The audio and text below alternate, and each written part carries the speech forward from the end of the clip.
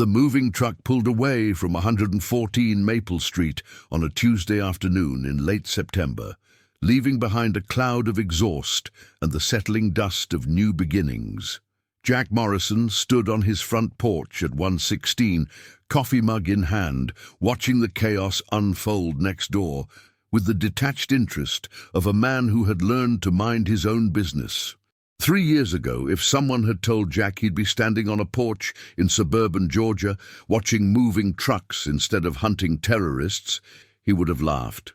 But here he was, retired, restless, and running out of reasons to get out of bed in the morning. The coffee was cold. He'd poured it 2 hours ago and forgotten about it, the way he forgot about a lot of things these days. Meals. Appointments. The passage of time itself, which seemed to move differently now that he wasn't measuring it in mission briefs and deployment schedules. He was 42 years old, retired from the Navy after 20 years of service, the last 12 as a SEAL. His body bore the marks of that service. A slight limp in his right leg from a mission in Afghanistan, a scar across his left shoulder blade that he never talked about, and eyes that had seen too much to ever fully relax. He'd moved to this quiet neighborhood in suburban Georgia 3 years ago, seeking the peace that had eluded him for 2 decades. Peace. What a concept. His commanding officer had used that word when he'd handed Jack his discharge papers. "Go find some peace, Morrison. You've earned it." As if peace were something you could order from a catalogue, something that showed up on your doorstep if you just waited long enough. Jack had waited, and peace had never come. Instead, there were the nightmares, the flashbacks, the hypervigilance that made him scan every room for exits, every crowd for threats, every shadow for enemies that existed only in his memory. There was the loneliness that settled into his bones like a chronic ache, the sense of purposelessness that no amount of motorcycle restoration or home improvement projects could shake. The house at 116 Maple Street was modest, a 3-bedroom ranch with a detached garage where he spent most of his time, tinkering with the motorcycle he'd been restoring or simply sitting in silence, listening to the world move on without him. His neighbors mostly left him alone, which suited him fine. Mrs. Henderson across the street brought him cookies sometimes, and old Mr. Patterson next door waved when he walked his ancient beagle past, but nobody pressed for conversation. They could tell he wasn't the type. He'd chosen this neighborhood specifically because it was quiet, because nothing ever happened here, because it was the kind of place where a man could disappear into routine and anonymity, where no one would ask questions about the scars or the limp or the way he sometimes stared into the distance for long minutes at a time. The new neighbors were a family of 3, he observed. A woman in her mid-30s, pretty but tired-looking, with the kind of nervous energy that suggested she was trying too hard. A man about the same age, tall and broad-shouldered, with a smile that didn't quite reach his eyes. And a little girl. The little girl caught Jack's attention. She couldn't have been more than 6 years old, with strawberry blonde hair pulled back in messy pigtails and a stuffed rabbit clutched against her chest. While her mother directed the movers and her stepfather, Jack assumed he was a stepfather, given the different coloring and the way the girl kept her distance. Supervised with crossed arms, the child stood apart from it all, watching the house like it was a cage she was being led into. Their eyes met across the 2 lawns. Jack nodded, the way neighbors do. The little girl didn't wave or smile. She just stared at him with eyes too old for her face, then turned and followed her mother inside. Jack went back to his coffee. That night, as he lay in bed staring at the ceiling, he thought about the girl. There was something in her eyes that bothered him, a wariness, a guardedness that didn't belong on a child's face. He'd seen that look before, in the eyes of children in war zones, kids who had learned too young that the world was not a safe place. He told himself he was imagining things, projecting. The therapist at the VA had warned him about that, about seeing threats where there were none. It was a common problem for veterans, she'd said. Hypervigilance. The inability to turn off the part of your brain that was always scanning for danger. The nightmares came that night, as they did most nights. This time, it was the compound in Syria, the one where everything had gone wrong. Marcus's face, twisted in pain, the sound of gunfire, the smell of smoke and blood. Jack woke at 3 a.m., drenched in sweat, his heart pounding. He didn't try to go back to sleep. He never did. Instead, he went to the garage and worked on the motorcycle until the sun came up, letting the mechanical work quiet his mind.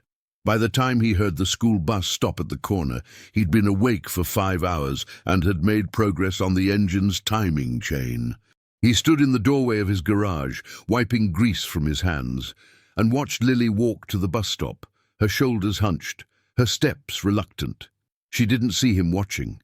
She was too focused on the house behind her, like she was afraid someone might come running out to stop her. He rolled over and closed his eyes, willing sleep to come. It didn't. The first few weeks were quiet. Jack learned their names through the usual small-town channels. The woman was Melissa, the man was Rick, and the little girl was Lily. Rick worked in construction.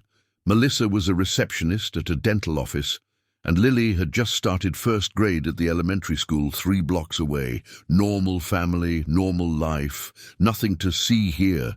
Jack tried to focus on his own routine. Morning coffee on the porch, work on the motorcycle, lunch, usually something simple, a sandwich or leftover pizza. Afternoon at the gym, where he pushed his body through familiar exercises, trying to outrun the restlessness that never quite left him. Evening in front of the TV, watching shows he didn't care about, waiting for sleep that rarely came easy. It was a small life, a quiet life, the kind of life he'd told himself he wanted after 2 decades of chaos and violence, but it felt like waiting. Waiting for what? He didn't know. Except Jack hadn't survived 20 years in the teams by ignoring his instincts, and his instincts were telling him something was off with the family next door. It was little things at first, the way Melissa flinched when a car door slammed too loud. The way Rick's jovial demeanor shifted to something harder when he thought no one was watching. The way Lily never played in the yard, never made noise, never did any of the things 6-year-olds were supposed to do. One evening, about 2 weeks after they'd moved in, Jack was on his porch watching the sunset when he heard raised voices from next door. Rick's voice, loud and angry, though Jack couldn't make out the words. Then silence, then the sound of a door slamming. A few minutes later, Lily appeared in the backyard. She sat on the swing set, the one Rick had assembled with much fanfare the first weekend, and swung listlessly, her feet barely leaving the ground. Even from this distance, Jack could see her shoulders shaking. He stood there for a long moment, wrestling with himself. It wasn't his business. He'd spent his whole career inserting himself into other people's problems. And look where that had gotten him, alone in a house too big for one person, with nightmares that woke him up at 0300 and a phone that never rang. Not his business. He went inside and closed the door, but he didn't stop watching. Then October came and everything changed. It was a Saturday morning, early enough that the dew was still on the grass. Jack was in his garage working on the old motorcycle he'd been restoring for 2 years, a 1975 Honda CB750 that was more rust than metal, but gave him something to do with his hands. The radio was playing classic rock, and he was elbow-deep in engine grease when he heard it. A small voice. "Mister?" Jack looked up. Standing in the doorway of his garage, backlit by the morning sun, was Lily. She was wearing pajamas, pink ones with little unicorns on them, and her feet were bare. The stuffed rabbit was still clutched against her chest. "Hey there," Jack said, straightening up and wiping his hands on a rag. "You're up early." Lily didn't say anything for a moment. She just stood there, studying him the way he'd once studied potential threats in hostile territory, assessing, evaluating. "You were in the army," she said finally. It wasn't a question. "Navy, actually. How'd you know?" "You have a flag." She pointed to the corner of his garage, where an American flag hung beside his workbench. "And you walk like my grandpa did. He was in the army. Before he died." Jack felt something twist in his chest. "I'm sorry about your grandpa." Lily shrugged, a gesture too world-weary for someone her age. It was a long time ago, before Mummy married Rick. There was something in the way she said Rick's name. Not Dad or Daddy or even my stepdad, just Rick, flat. Careful. "What are you doing out here by yourself?" Jack asked. "Does your mom know where you are?" "She's sleeping. Rick went to get breakfast." Lily took a step into the garage, her eyes roving over the tools, the motorcycle parts, the organized chaos of a workspace. "What are you making?" "I'm fixing up this old motorcycle. It hasn't run in 30 years, but I'm trying to bring it back to life." "Why?" It was a simple question, but it stopped Jack cold. Why was he doing this? What was the point of restoring a machine he'd probably never ride? "I guess because I like fixing things," he said finally, "things that are broken. It makes me feel useful." Lily considered this. Then she said, "Can you fix people too?" "What do you mean?" "Like, if someone is broken inside, can you fix them?" Jack set down the rag and gave her his full attention. "That depends. People aren't like machines. You can't just replace the broken parts. But sometimes, if someone cares about them enough, they can start to heal on their own." Lily was quiet for a long moment. Then she stepped closer. Close enough that Jack could see the dark circles under her eyes, the way her lower lip trembled. "Can I ask you something?" "Sure. Are you brave?" The question hit Jack like a punch to the gut. He thought about all the missions he'd run, all the firefights he'd survived, all the brothers he'd lost. He thought about the medal in his dresser drawer that he couldn't bring himself to look at. He thought about the nights he woke up screaming and the days he spent just trying to hold himself together. "I used to be," he said honestly. "I'm not sure anymore." Lily considered this. Then she said, "I need someone brave." Jack set down the rag and lowered himself to one knee, bringing himself to her eye level. "What do you need, sweetheart?" For a long moment, Lily didn't answer. Her lower lip trembled, and her grip on the stuffed rabbit tightened until her knuckles went white. Jack waited, patient the way he'd learned to be patient in long surveillance operations, giving her the space to find her words. "Rick is mean," she whispered finally. "When Mummy's not looking, he says things, bad things, and sometimes he—" She trailed off, her eyes filling with tears. "I'm scared of him. I don't want to be scared anymore." Jack's blood ran cold. He kept his expression neutral, the way he'd been trained, but inside something was shifting, something old and familiar, the part of him that had spent 20 years protecting people who couldn't protect themselves. "Does he hurt you?" Jack asked quietly. Lily shook her head, then hesitated. Not like hitting. But he grabs my arm really hard, and he yells, and he breaks my toys when he's mad." The tears spilled over now, tracking down her cheeks. "He broke Mr. Buttons. Mr. Buttons. My bear. Grandpa gave him to me. Rick stepped on him on purpose and said it was an accident, but it wasn't." Her voice cracked. "I hate him. I hate him so much." Jack reached out slowly, giving her time to pull away if she wanted, and gently placed his hand on her shoulder. "Listen to me, Lily. What you just did, telling me this, that was really brave. The bravest thing a person can do is ask for help. Can you help me?" she asked, her eyes desperate. "Can you make him stop?" Jack thought about all the ways he could make Rick stop. His mind cycled through options with the cold efficiency of years of training. Surveillance, documentation, confrontation, escalation. He thought about the legal system and its failures, about the children who fell through the cracks, about the monsters who wore human faces. "I'm going to help you," he said. "I promise.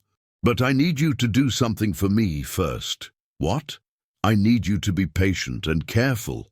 Can you do that?" Lily nodded solemnly.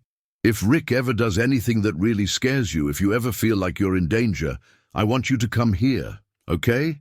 Day or night, you come to my house and you knock on my door and I will keep you safe. Do you understand?" "Yes." "Good girl."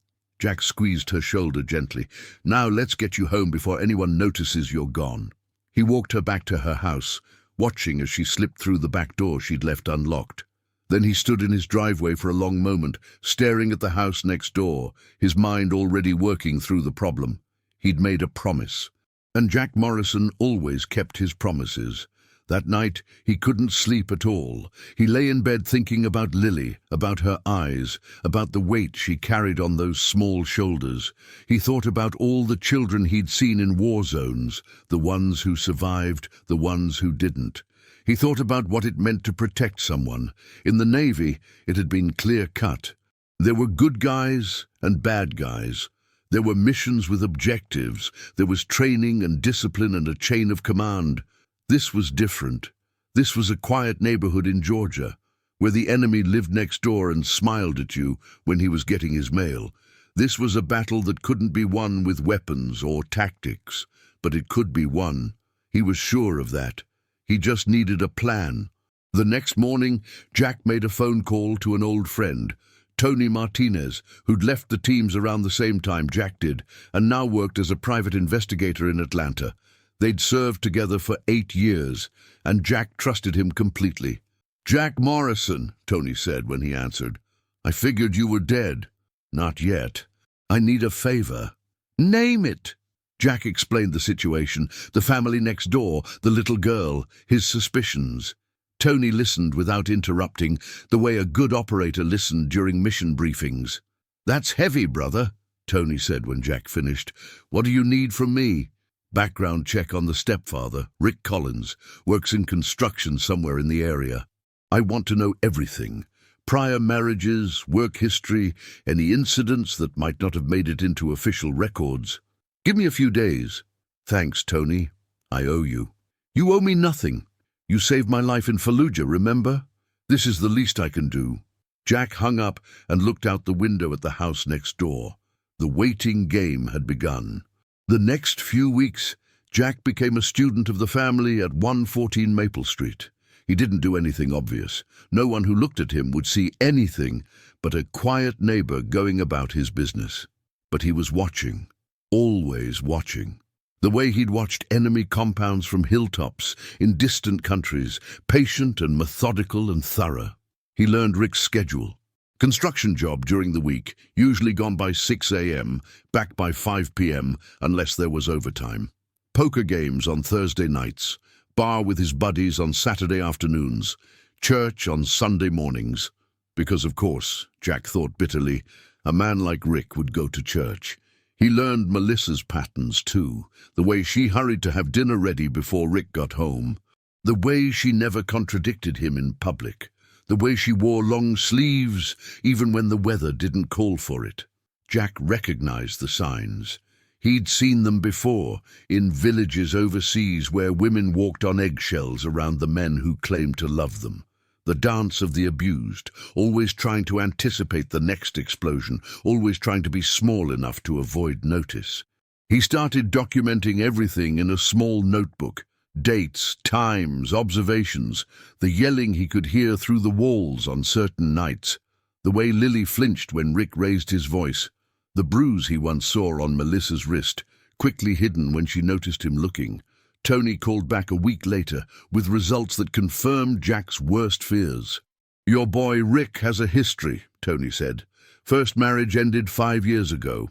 Wife filed for divorce, citing abuse. But she dropped the charges as part of the settlement. She moved to California right after, changed her name, didn't want to be found." "What about criminal record?" "Nothing that stuck. A few assault charges that got pleaded down or dismissed. One DUI about 8 years ago. But here's the thing, Jack. I talked to a guy who worked with him on a construction site in Birmingham.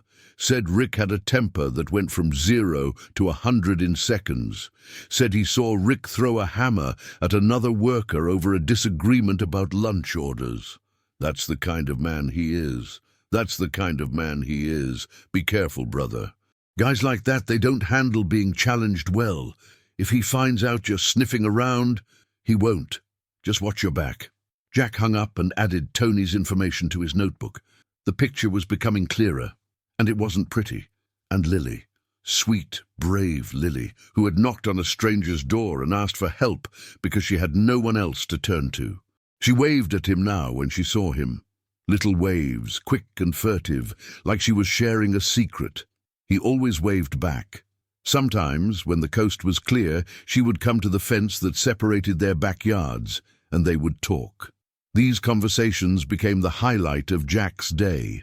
He found himself looking forward to them, arranging his schedule around times when he knew Rick would be at work, and Lily might be able to slip out to the fence. She told him about school, about her teacher, Mrs. Patterson, who was nice but didn't notice when Lily's homework wasn't done because Rick had been yelling too loud for her to concentrate. About her best friend Chloe, who had a dog named Biscuit and a dad who coached soccer. About her mom, who she loved desperately but who seemed to be disappearing more and more into herself. "Mrs. Patterson says I'm one of her best readers," Lily told him one afternoon, a note of pride in her voice that made Jack's heart ache. "She gave me a special book about horses. I love horses. I used to ride horses when I was a kid," Jack said. "My grandfather had a ranch in Texas. Every summer, I'd spend 2 months there learning to ride and rope and all that cowboy stuff." Lily's eyes went wide. "You were a cowboy?" "Something like that, a long time ago. Can you teach me to ride?" "Maybe someday." "When things are different," Lily nodded, understanding in her eyes that no 7-year-old should have. "When things are different," she repeated. Another day she told him about her drawings. She liked to draw, she said, but she had to hide her drawings because Rick said art was a waste of time.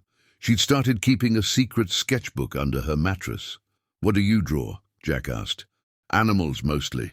Horses and dogs and cats, and sometimes—" She hesitated. "Sometimes I draw houses. Nice houses where everyone is happy and no one yells." Jack had to look away for a moment, blinking hard. "Those sound like beautiful drawings," he said. "Mommy used to laugh all the time," Lily said one afternoon, standing at the fence while Jack pretended to trim his hedges. "Before Rick. She used to make pancakes on Saturday mornings, and we'd have dance parties in the kitchen. She doesn't do that anymore." "What happened?" Jack asked. Lily shrugged. "Rick happened. He didn't like the noise. He said it gave him headaches. So Mommy stopped playing music, and then she stopped making pancakes, and then she just stopped." Jack's grip on the hedge trimmers tightened. "Do you remember what it was like before Rick?" "A little. We lived in an apartment in Atlanta. It was small, but Mommy said it was ours. We had a cat named Whiskers. When Mommy married Rick, we had to give Whiskers away because Rick is allergic." She paused. "I don't think he's really allergic. I think he just didn't want me to have anything that made me happy." The insight was startling, coming from a 6-year-old. But then, children often saw things more clearly than adults. They hadn't yet learned to make excuses for the people who hurt them. "Lily," Jack said carefully, "has Rick ever hurt your mom? Like, really hurt her?" Lily's face closed down. "I don't want to talk about that." "Okay, that's okay. You don't have to." They stood in silence for a moment. Then Lily said, "Mr. Jack, will you teach me how to be brave?" Jack looked at her. This small, fierce child with her messy pigtails and her stuffed rabbit and her eyes that had seen too much. "You're already brave, sweetheart," he said. "You just don't know it yet." And she told him about Rick, the constant criticism, the names he called her when her mother wasn't around, stupid, worthless, burden, the way he'd pinch her arm hard enough to leave bruises where no one would see, the threats. "If you tell your mother, she'll send you away. You want to go to foster care? They'll split you up and you'll never see her again." Jack listened to it all, his rage building behind the dam of his self-control. He documented everything, dates and times and details, in a notebook he kept locked in his gun safe. He knew how these things worked, knew that his word alone wouldn't be enough, knew that Lily's word would be questioned and dismissed and twisted. He needed evidence. He needed a plan. He needed to be smart about this, because if he made a wrong move, Lily would pay the price. So he waited, and watched, and planned. He also started building a relationship with Melissa. Not romantic, nothing like that, but friendly, neighborly. He'd wave when he saw her getting the mail. He'd offer to help carry groceries. Once when her car wouldn't start and Rick was at work, he spent an hour in her driveway, replacing her battery. "You didn't have to do that," Melissa said, grateful and embarrassed. "It's nothing, just being neighborly." She smiled, and for a moment Jack saw a glimpse of the woman she might have been before Rick, warm, open, unafraid. "Lily talks about you, you know," Melissa said. "She thinks you're some kind of superhero. I'm just a guy with a garage and too much time on his hands. Well, she doesn't have a lot of male role models. Her real father—" Melissa's face darkened. "He left when she was 2, hasn't seen her since, and my father passed away before she was born. So you're kind of the first man who's been nice to her without wanting something in return." Jack didn't know what to say to that, so he just nodded and went back to tightening the battery cables. But he filed the information away. No father, no grandfather, no one to protect her except a mother who was barely surviving herself. Until now. November brought cold winds and grey skies to Georgia. Jack's leg ached in the cold, an old injury reminding him that he wasn't as young as he used to be. He spent more time in his garage, working on the motorcycle, thinking through his options. The VA therapist he'd been seeing, reluctantly, at Melissa's urging, said he was making progress. "You're engaging with the world again," Dr. Chen had observed during their last session. "You have people you care about. Purpose. That's significant, Jack." "I guess," he'd said, uncomfortable with the praise. "You took in a family that needed help. You're fighting for a child's safety. That's not nothing. It's what anyone would do." "No," Dr. Chen had said quietly. "It's not. Most people look the other way. Most people tell themselves it's not their business. You didn't. That says something about who you are." Jack hadn't known what to say to that. He still didn't. He'd contacted a lawyer, discreetly, about what kind of evidence would be needed to intervene in a custody situation. He'd talked to an old buddy from the teams who now worked in Child Protective Services, getting a sense of how the system worked and where its weaknesses lay. He'd even done a background check on Rick, calling in a favor from a friend at the police department. What he found wasn't surprising. Rick had a history, nothing criminal, but a pattern. A previous wife who'd filed for divorce citing irreconcilable differences, but had moved out of state immediately after. A sister who hadn't spoken to him in 15 years. A string of jobs that never lasted more than a year or two. 2 restraining orders that had been filed and then dropped, a common pattern with abusers who often convinced their victims to recant. The picture was clear, even if it wouldn't hold up in court. Rick was a bully, a coward, and a manipulator. The kind of man who preyed on the vulnerable because he couldn't handle anyone who might fight back. Jack had known men like Rick. He'd dealt with men like Rick, and he'd learned that men like Rick only responded to one thing: force. But force was a last resort.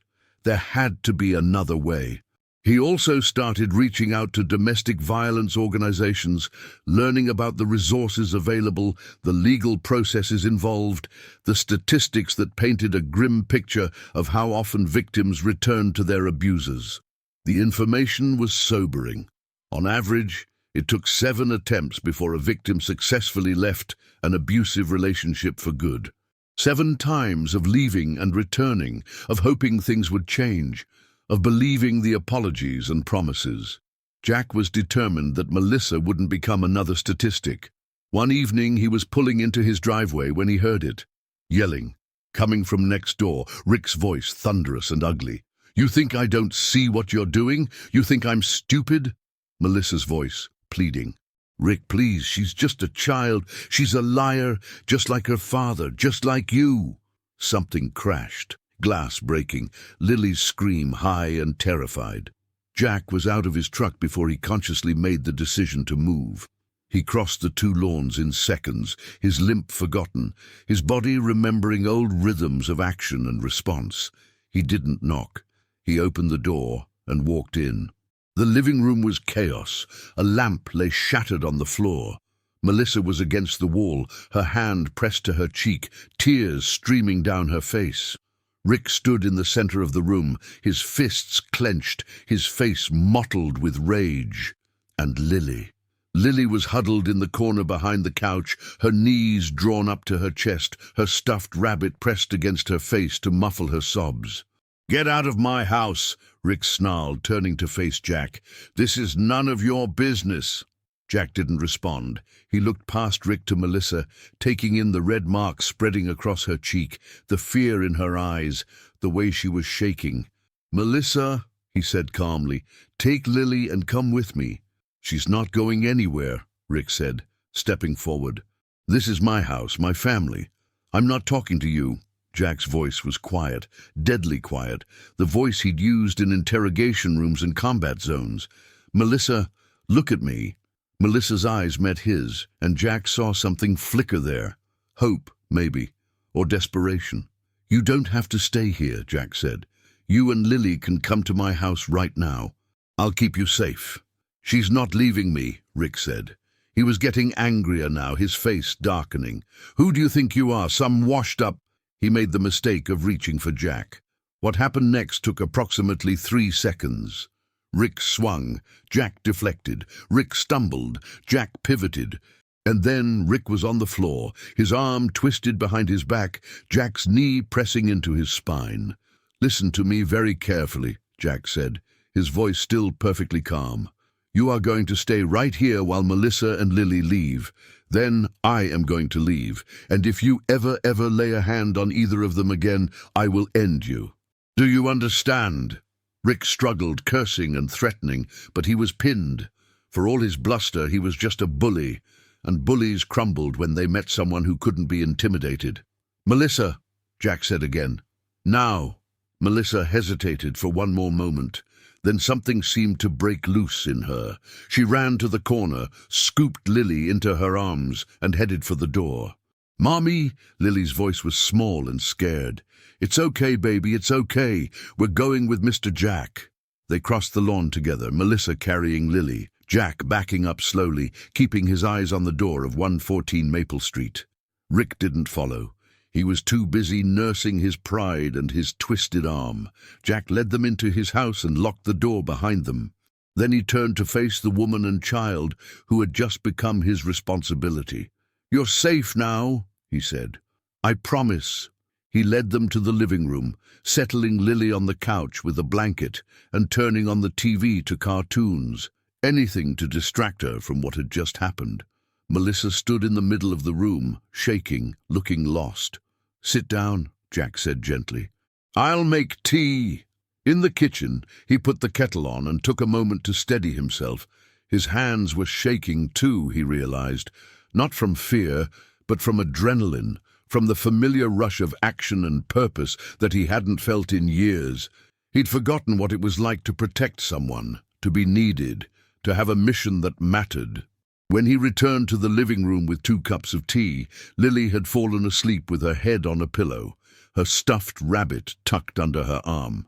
Melissa was sitting on the edge of the chair, staring at nothing. "Drink this," Jack said, pressing a cup into her hands. "It'll help." The first few hours were chaos. Melissa couldn't stop crying, apologizing, explaining. The story came out in fragments, how she'd met Rick 2 years ago, how charming he'd been at first, how gradually things had changed. The isolation from friends and family, the financial control, the verbal abuse that escalated, slowly and then all at once, until she was living in constant fear. "I kept telling myself it wasn't that bad," she said, clutching a cup of tea Jack had made her, her hands still shaking. "He never hit me. Not until tonight. I kept thinking, as long as he doesn't hit me, I can handle it. I can keep Lily safe." "You were doing the best you could," Jack said. "That's all any of us can do." "But I wasn't keeping her safe, was I? She came to you, a stranger, because she knew I couldn't protect her. She came to me because she's smart and brave, and she knew she needed help. That's not a failure on your part. That's a testament to the kind of person she is." Lily had fallen asleep on Jack's couch, exhausted from crying, her stuffed rabbit tucked under her chin. She looked so small, so vulnerable. "What happens now?" Melissa asked. "He's going to be furious. He'll come after us. He knows people—" "He's not going to touch you," Jack said firmly. "Either of you. I'm going to make some calls, get you in touch with people who can help. There are resources, shelters, legal aid. Restraining orders. We'll figure this out step by step. Why are you doing this? Melissa looked at him with red-rimmed eyes. You don't even know us. Jack glanced at Lily, sleeping peacefully for what might have been the first time in months. A few weeks ago, your daughter knocked on my door and asked me to protect her, he said. She was brave enough to ask for help. The least I can do is be brave enough to give it. Melissa started crying again. But this time, Jack thought, the tears might be a little bit about hope. The days that followed were a blur of phone calls and paperwork and logistics. Jack fell into a new routine, one that revolved around protecting his unexpected guests. He installed new locks on all the doors. He set up motion sensor lights around the perimeter of his property. He dug out his old security cameras from a box in the garage and positioned them to cover every approach to the house. Old habits, he thought, but good ones. He called in favors from people he hadn't talked to in years. A lawyer who specialized in domestic violence cases, a social worker who knew how to navigate the system, a detective who owed him from their time serving together overseas. The wheels of justice turned slowly, but they were turning. The lawyer, Jennifer Walsh, was a sharp-eyed woman in her 50s who had been fighting for abuse victims for 30 years. She met with Melissa in Jack's living room, taking notes in a leather-bound legal pad, asking questions that were gentle but probing. I need you to tell me everything, Jennifer said. Even the things you think don't matter, even the things that make you feel ashamed. None of this is your fault, but I need to know what we're dealing with. Melissa talked for 2 hours. She told Jennifer about the first time Rick had raised his voice, just 3 months after they'd gotten married, about the escalation that followed, so gradual she didn't notice it until she was trapped. About the financial control, the isolation from friends and family, the constant criticism that eroded her self-worth. He never hit me until that night, she said. I kept telling myself, as long as he doesn't hit me, it's not really abuse. But it was, wasn't it? All of it was. Yes, Jennifer said quietly. It was, and it would have gotten worse. They always get worse. Melissa filed for a restraining order. Rick was served at his job in front of his co-workers, which Jack thought was a nice touch. The humiliation alone might have been worth it. The response was immediate and predictable. Rick tried to fight back, of course. He showed up at Jack's house once, drunk and belligerent, pounding on the door and screaming threats. Jack recorded the whole thing on his phone, then called the police. Rick spent the night in jail, and the restraining order was expanded. He tried again a few days later, this time sober and more calculated. He waited outside the elementary school, hoping to catch Lily when she came out. But Jack had anticipated this. He'd been picking Lily up himself since the night they'd fled, and he spotted Rick's truck from across the parking lot. He walked Lily to his car without incident, keeping his body between her and Rick's line of sight. But he saw Rick's face through the windshield, the hatred burning there, the promise of violence. We need to document this, Jack told Jennifer. He's stalking them. I'll add it to the file. The judge needs to see a pattern. The pattern was clear. Rick was obsessed, unable to accept that his control had slipped. He sent threatening text messages from burner phones. He drove past Jack's house at odd hours. He even showed up at Melissa's workplace, forcing her to quit her job and find a new one where he couldn't find her. He's not going to stop, Melissa said one night, her voice hollow with fear. He's never going to stop. We're going to spend the rest of our lives running. No, Jack said firmly. You're not. The legal system will catch up to him. He's making mistakes, getting sloppy. People like him always do. What if it catches up too late? Jack didn't have an answer for that. But he doubled down on security, started varying his routes when he drove Lily to school, kept one eye on his mirrors at all times. He also started training Lily in basic safety protocols, what to do if a stranger approached her, how to dial 911 on a phone, where the safe spots were in Jack's house and at her school. She absorbed it all with the same quiet intensity she brought to everything. I'm not scared anymore, she told him one evening. Not as much, because I know you'll protect me. Always, Jack promised, no matter what. He hired a lawyer who sent threatening letters, talking about custody rights and property claims. Jack's lawyer responded with a countersuit documenting Lily's abuse, complete with statements from her school counselor, who had noticed the changes in the girl's behavior. The battle was ugly, but Jack had fought worse, and this time he knew he was on the right side. Meanwhile, Lily began to bloom. It was subtle at first, a smile here, a laugh there. She started talking more, playing more, being more of the child she should have been all along. Jack found himself looking forward to her visits, to the way she'd knock on his door after school and ask if she could watch him work on the motorcycle.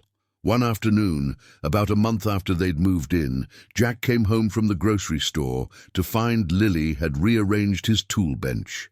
"I organized everything," she announced proudly. "The big wrenches on top, the little wrenches on the bottom, and I wiped down all the handles because they were dirty." Jack surveyed her work. It wasn't how he would have done it. Actually, it was better, more logical. He'd been using the same chaotic system for years, and it took a 7-year-old to show him there was a better way. "This is impressive," he said honestly. "You've got a good mind for systems." Lily beamed. "My grandpa used to say that. He said I had an engineer's brain." "Your grandpa sounds like he was a smart man." "He was. I wish you could have met him." "Me too, sweetheart. Me too." "What's that?" she asked one afternoon, pointing to the engine. "That's the carburetor. It mixes air and fuel so the engine can run, like how you need food and air to run." Jack smiled. "Exactly like that. You're pretty smart, you know." Lily beamed. It was the first time he'd seen her really smile, the kind of smile that lit up her whole face. She started asking more questions about the motorcycle, about how things worked, about Jack's life before he moved to Maple Street. He answered honestly, editing out the classified parts, giving her a version of his story that was true but appropriate for a child. "Were you scared?" she asked one day. "When you were in the Navy?" "Sometimes. Everyone gets scared. But I had my team, and they had me. We looked out for each other. Like how you look out for me and Mommy." "Yeah, exactly like that. So, we're like a team now." Jack felt something warm expand in his chest. "Yeah, Lily, we're a team." She started helping him in the garage, handing him tools and asking endless questions. Jack taught her the names of things: wrench, socket, gasket, spark plug. He taught her how to check the oil and why it was important to keep things clean. He taught her that broken things could be fixed if you had patience and the right tools. "Is that why you're fixing the motorcycle?" she asked one day. "Because you like fixing broken things?" "I guess so." "Is that why you helped us?" "Because we were broken." Jack set down his wrench and gave her his full attention. "You weren't broken, Lily. You were hurt. There's a difference. Broken means you can't be fixed. Hurt means you just need time and care to heal." "Oh," she thought about this. "So we're healing?" "Yes, every day, all of us. And somewhere along the way, he started to heal too. The nightmares didn't stop entirely, but they came less often. The silence of his house felt less oppressive, filled now with Lily's chatter and Melissa's quiet presence. He started sleeping better, eating better, feeling more like himself than he had in years. "Mr. Jack," Lily said one evening as they sat on his porch watching the sunset. "Yeah? Thank you for keeping your promise." Jack had to look away for a moment, blinking hard. "You're welcome, sweetheart." "You're welcome." November turned to December, and the world transformed with the approach of the holidays. The first snow came early that year, a light dusting that transformed the neighborhood into a winter wonderland. Lily had never seen snow before. They didn't get much in Georgia, and her years in the South meant she'd missed out on the experience entirely. Jack woke up one morning to find her standing at the window, her nose pressed against the glass, her eyes wide with wonder. "It's snow," she whispered, as if speaking too loudly might make it disappear. "Real snow. You want to go play in it?" She turned to him with such hope in her face that Jack felt something crack in his chest. "Can we? Really?" "Get dressed. I'll make hot chocolate for when we come back in." They spent 2 hours in the backyard, building a lopsided snowman and making snow angels and having a snowball fight that Lily won decisively because Jack let her. By the time they came inside, they were soaked and freezing and happier than either of them had been in a long time. "That was the best day ever," Lily said, clutching her mug of hot chocolate, her cheeks flushed from the cold. "We'll do it again next time it snows." "Promise?" "Promise." Melissa and Lily were still living with Jack, a temporary arrangement that had somehow become less temporary. Jack had offered them his guest room until they could get back on their feet, and they'd accepted. The house that had felt too big for one person now felt just right for three. It was strange, Jack thought, how quickly life could change. A month ago, he'd been alone, going through the motions, surviving but not really living. Now he had people to cook dinner for, people to talk to, people who needed him. He'd forgotten what that felt like. The holidays brought other changes too. Jack, who had spent the last 3 Christmases alone with a frozen pizza and whatever was on TV, found himself dragged into holiday preparations he'd never imagined participating in. "We need a tree," Lily announced one morning. "A real one. That smells like pine."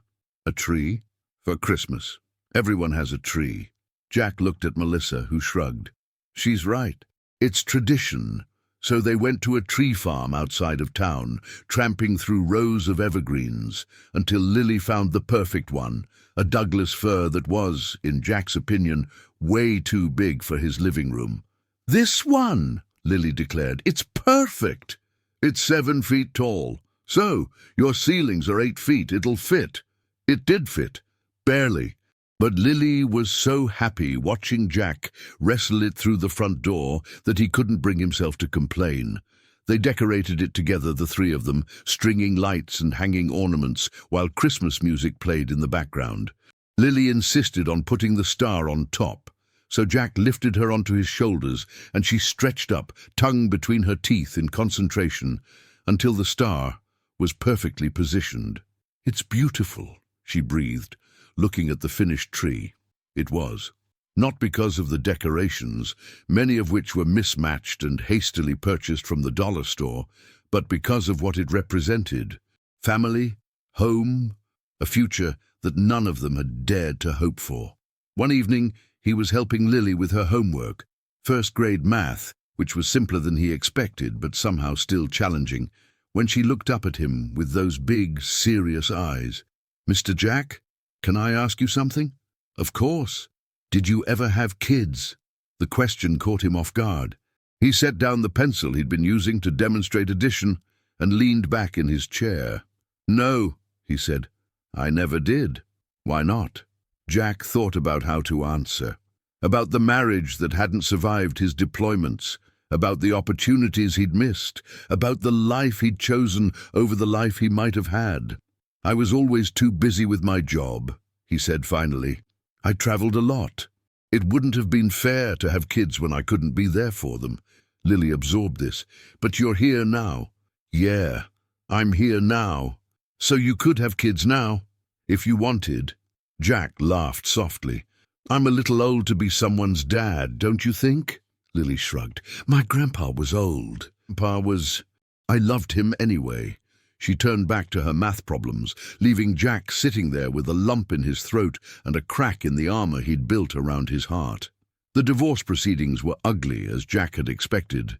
Rick hired a lawyer who tried every trick in the book, painting Melissa as unstable, questioning her fitness as a mother, even attempting to cast doubt on Jack's motives. "What kind of man takes in a woman and child he barely knows?" Rick's lawyer asked during one hearing. "What's his real agenda?" Jack sat in the gallery, his hands clenched, watching as Rick's legal team tried to twist his help into something sinister. It took every ounce of his self-control not to stand up and say exactly what he thought of their tactics. But Jack's team was better, and more importantly, they had the truth on their side. Jennifer Walsh was a masterful attorney. She methodically dismantled every argument Rick's lawyer made, presenting evidence and testimony that painted a clear picture of who Rick really was. She called witnesses, Rick's former co-workers, his ex-wife's lawyer, even his own sister, who had flown in from California to testify about the brother she hadn't spoken to in 15 years. "He's always been like this," the sister, whose name was Rachel, said from the witness stand. "Charming on the outside, cruel when no one's watching. I cut ties with him because I couldn't stand to watch him destroy another woman the way he destroyed our mother." "Objection," Rick's lawyer said weakly. "Relevance." "I'll allow it," the judge said. "This goes to pattern of behavior." The documentation Jack had gathered made a difference. The police reports made a difference. The testimony of Lily's teacher, who had noticed the changes in the little girl's behavior, made a difference. Mrs. Patterson, Lily's first-grade teacher, took the stand with a folder full of notes. "When Lily first came to my class, she was withdrawn. She flinched at loud noises. She didn't make eye contact with adults, especially men. She had dark circles under her eyes and sometimes fell asleep at her desk." "And how is she now?" Jennifer asked. "She's a different child. She laughs, she plays, she's made friends. She's thriving academically and socially. Whatever changed in her home life, it saved her." But what really made a difference was Lily herself. The guardian ad litem, a lawyer appointed to represent Lily's interests, interviewed her privately. Jack didn't know exactly what Lily said, but he knew enough about her courage to imagine. She would have told the truth, clearly and calmly, the way she'd told him that first morning in his garage. The ruling came down in January, full custody to Melissa. Supervised visitation only for Rick, which he immediately rejected because narcissists couldn't stand being supervised. A chunk of his income allocated to child support, and a restraining order that would stay in effect for 3 years. Melissa cried when she heard the news. Lily cheered, and Jack felt something he hadn't felt in a long time: pride. Not the kind that came from missions accomplished or medals earned, but the quieter kind. The kind that came from helping someone when they needed it most. That night, they celebrated with pizza and ice cream, and a movie Lily picked out. It was animated, something about a princess and a dragon, and Jack pretended not to notice when both Melissa and Lily fell asleep on either side of him halfway through. He sat there in the dark, flanked by the 2 people who had become his unexpected family, and thought about how strange life was.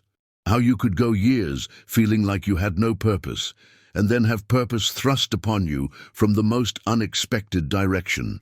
A 6-year-old girl in unicorn pajamas, clutching a stuffed rabbit, asking him if he was brave. Yeah, Jack thought. I think I might be after all. Spring came to Georgia with an explosion of color and warmth. Melissa had gotten a promotion at work. Lily had made the honor roll, and Jack had finally finished restoring the motorcycle, which he celebrated by taking it for its first ride through the countryside, feeling the wind against his face and the rumble of the engine beneath him. Life was good, different than he'd imagined it would be, but good. One afternoon, Melissa asked if she could talk to him. She seemed nervous, fiddling with her hands the way she used to do when she first arrived. "What's on your mind?" Jack asked.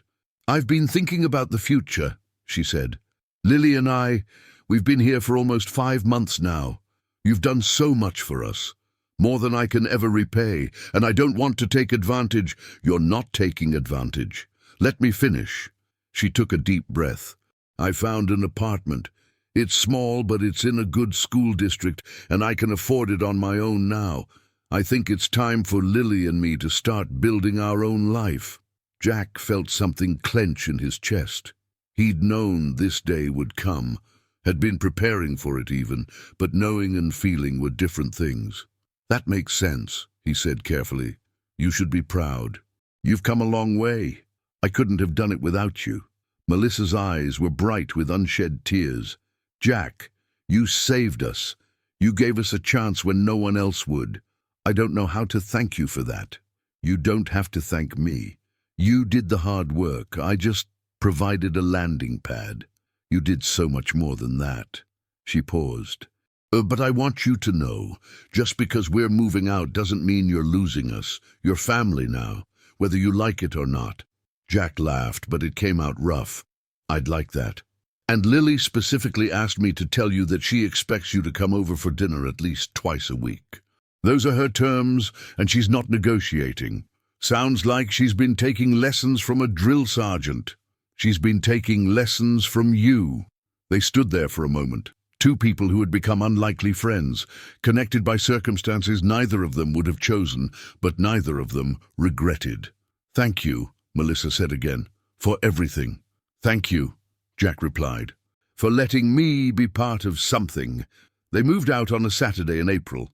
Jack helped carry boxes, assemble furniture, hang pictures. The apartment was small but cheerful, and Lily immediately claimed her room by spreading her toys across every available surface. The day was bittersweet. Jack was happy for them. They deserved their independence, their fresh start, but he couldn't deny the emptiness that crept into his house as they carried out the last of their belongings. For 5 months, he'd had people. He'd had a purpose. He'd had reasons to get up in the morning beyond just going through the motions. Now the house felt too quiet again. But this time was different. This time he knew it was temporary. This time he knew they'd be back, for dinners, for homework help, for the everyday moments that made up a family. "You okay?" Melissa asked, watching him stare at the empty guest room. "Yeah, just adjusting. You know you can come over any time, right? You're not losing us, Jack. You're just sharing us with the world." He laughed despite himself. "That's a nice way to put it." "Lily insisted I say it exactly like that. She rehearsed it with me this morning." "That sounds about right." "Mr. Jack," she called from her doorway. "Come see." He obliged, stepping into a room that looked like a craft store had exploded. "This is quite the setup. Mom said I could decorate however I want." Lily was practically vibrating with excitement. "I'm going to put my books here and my dolls here and my rock collection here." "Rock collection?" "Yeah, Chloe and I started collecting them. We find them on the playground. Look at this one. It has sparkles in it." She held up a small grey stone that did, in fact, have tiny specks of mica that glittered in the light. Jack took it, turning it over in his hands, marveling at how something so ordinary could seem so magical through a child's eyes. "This one looks like a heart, see?" She held up another stone that did, in fact, look vaguely heart-shaped. Jack took it, turned it over in his hands. "This is a good one," he said seriously. "You can have it for your house. So you won't be lonely." Jack closed his fingers around the stone. "I won't be lonely, sweetheart. I've got you and your mom coming over for dinner twice a week, remember?" "That's right. You promised." "I did. And I always keep my promises." Lily hugged him then, fierce and tight, her small arms wrapped around his waist. Jack hugged her back, breathing in the scent of strawberry shampoo, feeling the warmth of her small body against his. "I love you, Mr. Jack," she said, her voice muffled against his shirt. Jack's throat tightened. When was the last time someone had said that to him? He couldn't remember. His ex-wife had stopped saying it years before the divorce was final. His parents were gone. His brothers from the teams, they showed love through actions, not words. But this little girl, who had been through so much, who had every reason to be guarded and suspicious, was offering him her heart without hesitation. It was the most precious gift anyone had ever given him. "I love you too, Lily," he said, "more than you know." The months that followed fell into a comfortable rhythm. Melissa and Lily settled into their new apartment. Jack settled into a new version of his old life, one that included regular dinners with his neighbors-turned-family, weekend trips to the park, homework help sessions that often devolved into cookie-baking sessions. Lily thrived. She joined a soccer team. Jack went to every game, rain or shine. She made more friends. She started sleeping through the night without nightmares. The shadow that had darkened her eyes when Jack first met her was gone, replaced by the bright curiosity of a child who finally felt safe. Her teacher sent home glowing reports. "Lily has shown remarkable improvement this semester. She participates in class, helps other students, and shows exceptional empathy for a child her age." Melissa thrived too. She went back to school, taking night classes to finish her degree. She started dating again, carefully, cautiously, but with an openness that spoke to her healing. She laughed more, worried less. "You know," she said one evening, as she and Jack sat on the porch of her apartment complex, watching Lily play with the neighbor kids, "a year ago, I thought my life was over. I thought I was trapped forever. And now," she shook her head, "I have a home, a job. My daughter is happy. All because you opened your door. All because Lily was brave enough to knock," Jack corrected. Melissa smiled. "You both were. And Jack found something he hadn't known he was looking for. Purpose, connection, family. Not the family he'd imagined all those years ago when he'd thought about what his life might look like after the Navy, but maybe a better one. One forged not by blood, but by choice, by circumstance, by a little girl's courage." One evening, as summer was fading into fall, Jack sat on his porch watching the sunset. His leg ached. It always ached. But he didn't mind anymore. The pain was just part of who he was. His phone buzzed. A text from Lily, sent from Melissa's phone. "Can you come for dinner tomorrow? I made you something at school." He smiled, typing back, "I'll be there." "What did you make?" The response came immediately. "It's a surprise, no peeking allowed." "Wouldn't dream of it." He set the phone down and looked up at the sky, where the first stars were beginning to appear. He thought about the strange path his life had taken, from the battlefields of distant countries to this quiet street, from the brotherhood of warriors to the love of a little girl who had asked him to be brave. He thought about Marcus, his friend, from the teams who had died in that ambush in Afghanistan, about the promise Jack had made at his grave to try to find peace. For years, he'd thought peace meant solitude, meant withdrawal, meant protecting himself from any more loss. He'd been wrong. Peace meant connection. It meant letting people in. It meant risking your heart on something, someone, even when you knew it could hurt. Lily had taught him that. A 6-year-old girl with strawberry blonde hair and eyes that had seen too much, who had walked into his garage and asked him to be brave. And he had been. For her, for Melissa, for himself. The next evening, Jack walked across the parking lot of the apartment complex where Melissa and Lily now lived. He carried a bottle of wine for Melissa and a new stuffed animal for Lily. A dog this time, because she'd been talking about wanting a pet. Lily answered the door before he could knock. "Mr. Jack!" She threw herself at him with her usual enthusiasm. "You came!" "Of course I came. You invited me." He handed her the stuffed dog. "This is for you." Her eyes went wide. "He's beautiful. I'm going to name him Sergeant." "Sergeant. Yeah, because you were in the Navy and sergeants are in charge." Jack didn't have the heart to explain military ranks to her. "Sergeant it is." Melissa appeared in the doorway, smiling. Come in, come in. Lily's been bouncing off the walls all day, waiting for you."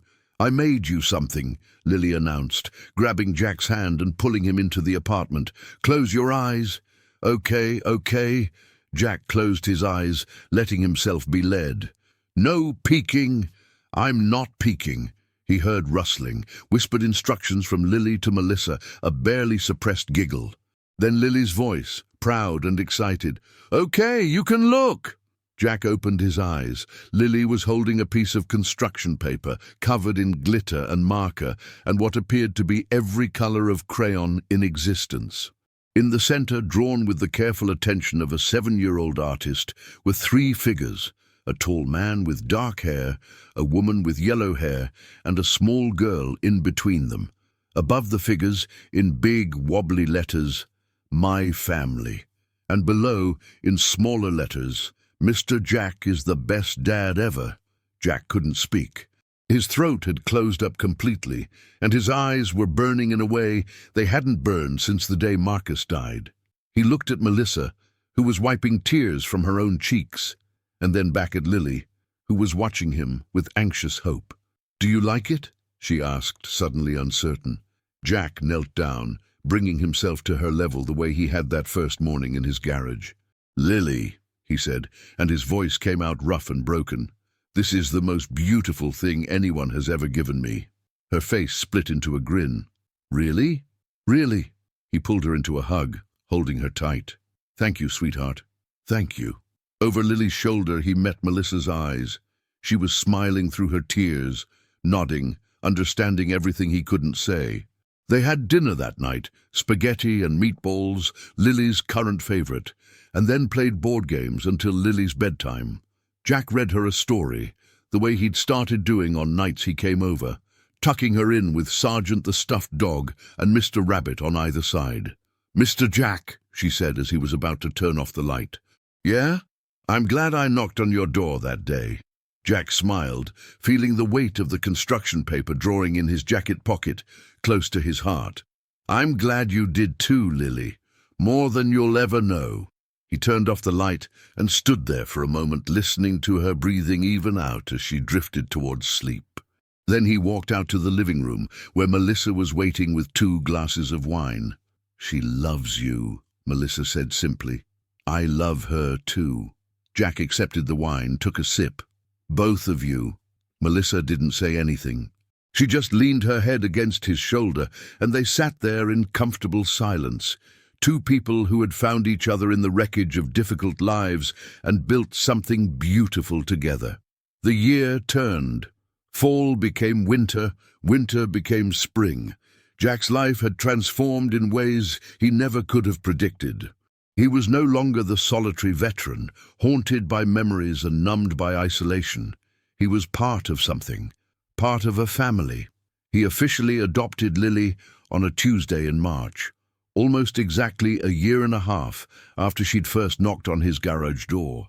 The judge asked if she understood what was happening, and Lily, in her clear, confident voice, said, "Mr. Jack is going to be my dad. He's been my dad for a long time already. Now it's just official." The courtroom laughed. The judge smiled. Melissa cried. And Jack felt something click into place in his chest, like a key turning in a lock, like the final piece of a puzzle he hadn't known he was assembling. The judge, an older woman with silver hair and kind eyes, looked over her glasses at Jack. "Mr. Morrison, I've seen your service record.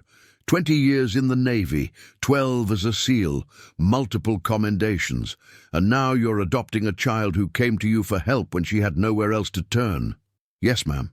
This is the kind of story that restores my faith in humanity," the judge said. "The world needs more people like you, Mr. Morrison.